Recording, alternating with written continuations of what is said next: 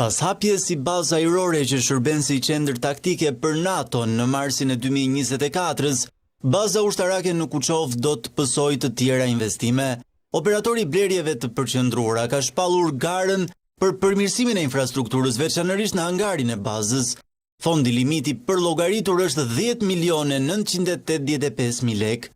Referuar dokumentit në Agjencinë e Prokurimit Publik, projekti përfshin një sër ndërhyrjesh në ndërtimin e infrastrukturës elektrike, infrastrukturë telekomunikacioni përmes fibrës optike, si dhe parashikohet plan vendosja e ndriçuesve në rrugë. Një element i rëndësishëm i projektit është ndërtimi një kabine të re elektrike e cila do të furnizohet me tension të mesëm 20 kV në mënyrë që të garantohet funksionimi i pajisjeve elektrike në të gjithë kampusin. Projektimi i rrjetit për sistemet elektrike është hartuar në përputhje të plotë me organizimin e ambienteve të përbashkëta lëvizshmërinë brenda kampusit, vendosjen e objekteve dhe hapësirën e jashtme, përfshirë terrenet sportive dhe mjediset shoqëruese.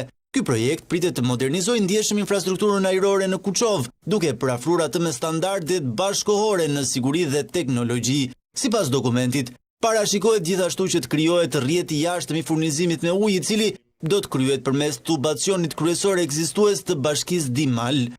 Gjatë zbatimit është parashikuar përdorimi i produkteve dhe materialeve të certifikuara, të cilat janë në përputhje me standardet e Bashkimit Evropian me qëllim garantimin e një ndërtese funksionale, moderne dhe të sigurt, thuhet në dokumentet që shoqërojnë procedurën tenderuese.